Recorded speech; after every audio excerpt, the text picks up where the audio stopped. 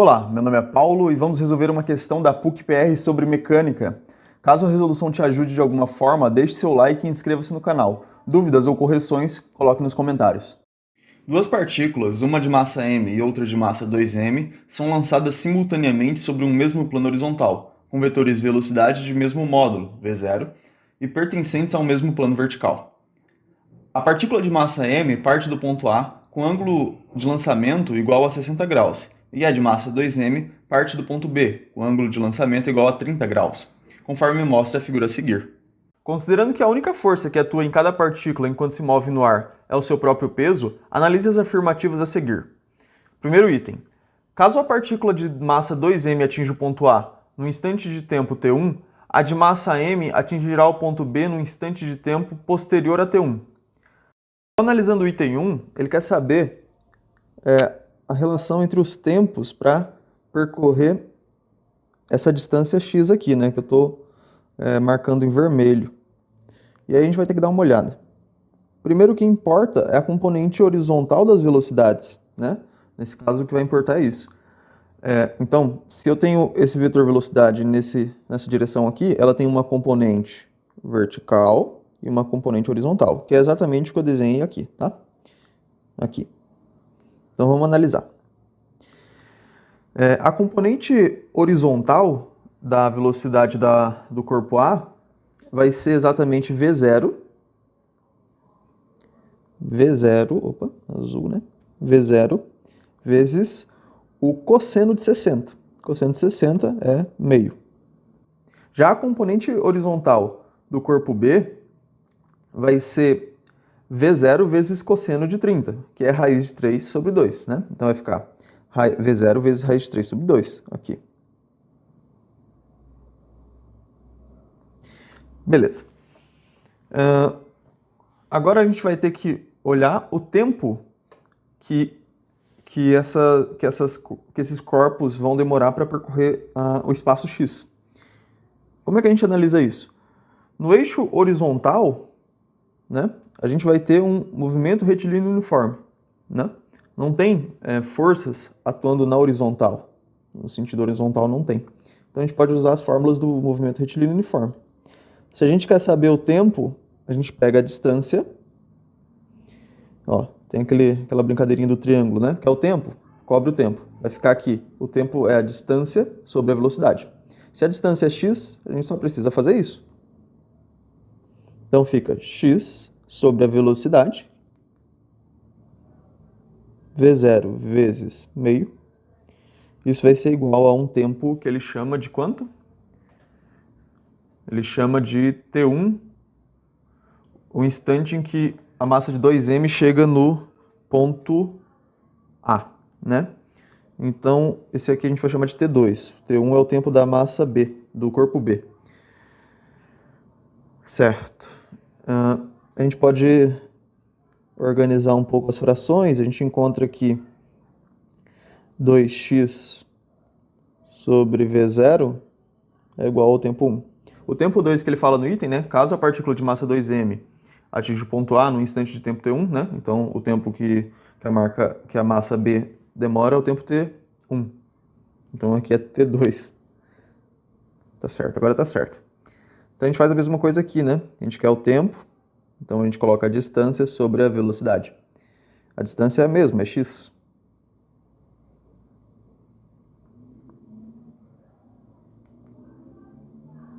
E a velocidade vai ser v0 raiz de 3 sobre 2. Isso vai ser o T1 que ele menciona. Beleza. Novamente, trabalhando as frações, a gente fica que o T1 vale 2x sobre v0 raiz de 3. Como o denominador do T1 é maior, ele é menor, né? Ele é menor do que o T2. Então, a gente pode falar que T2 é maior do que T1. Se T1 é menor, ele chega primeiro. Então, quem chega primeiro é exatamente o corpo B. Corpo B chega primeiro. E o que ele fala no item? Caso a partícula de massa 2m atinja o ponto A no instante de tempo t1, a de massa m atingirá o ponto B no instante de tempo posterior a T1. Ou seja, ela está falando que o tempo que o corpo de massa m demora para percorrer x é maior. E realmente é maior, né? T2 é maior. Então o item 1 está verdadeiro.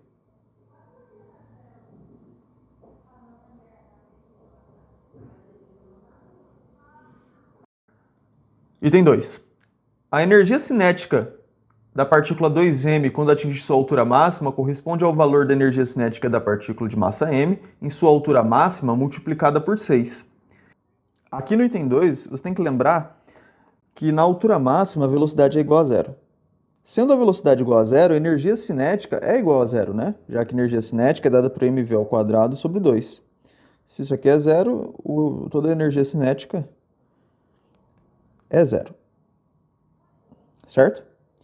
Então, quando ele fala que a energia cinética da partícula 2m na altura máxima corresponde à energia cinética da partícula m na altura máxima multiplicado por 6, ele está basicamente dizendo para você que 0 é igual a 0 vezes 6, o que é verdade. Então, o item 2 é verdadeiro. Item 3. O impulso aplicado pela força-peso da partícula m ao longo de seu movimento no ar possui módulo igual a raiz de 3mv0. Item 3, ele quer saber o impulso aplicado pela força-peso. Então a gente vai analisar o movimento em dois instantes, tanto na subida quanto na descida. Copiando aqui o desenho, aqui vai já dar para a nossa subida e aqui para a nossa descida. Lembrando que a quantidade de movimento é uma grandeza vetorial. Então a gente tem que estabelecer um eixo aqui para nos orientar se os valores vão entrar positivos ou negativos. A gente vai estabelecer que positivo é para cima. Perceba que ele pede em módulo já por isso, porque cada um poderia fazer de um jeito, né? Então, vamos lá. Lembra que a velocidade inicial aqui vai ser a velocidade vertical, que é V0 raiz de 3 sobre 2. De onde você tirou isso, Paulo? Olhando o desenho aqui, ó, ele pede do corpo de massa m, né? O impulso aplicado pela força-peso da partícula de massa m. A componente vertical aqui vai ser exatamente a V0 seno de 60, tá? Beleza. Aqui na altura máxima,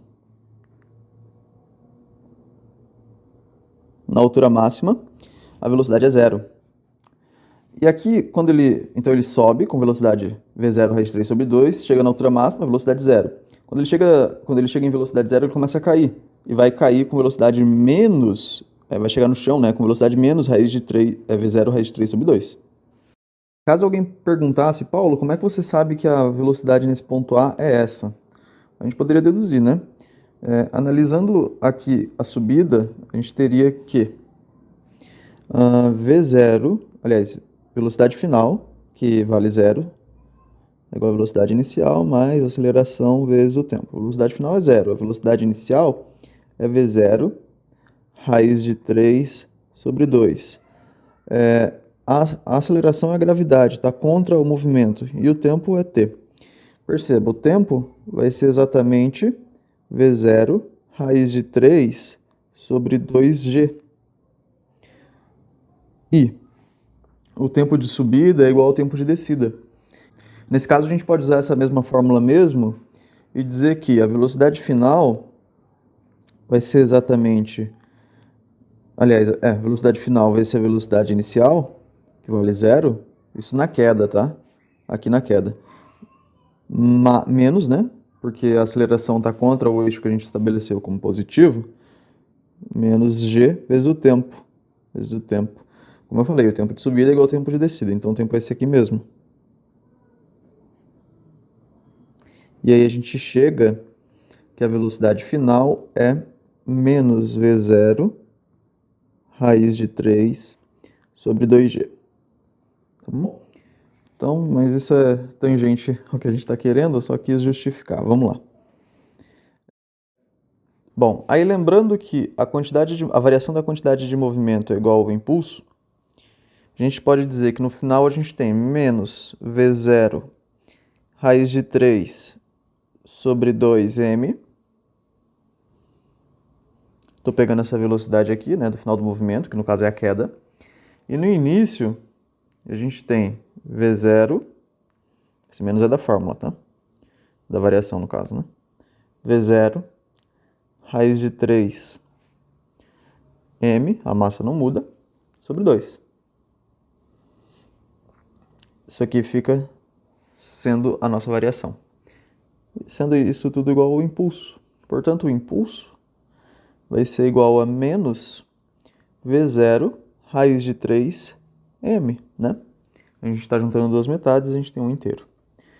Só que ele quer o impulso em módulo. Ele quer em módulo. Isso faz com que a gente fique com V0 raiz de 3m, né? É isso que ele fala lá no enunciado.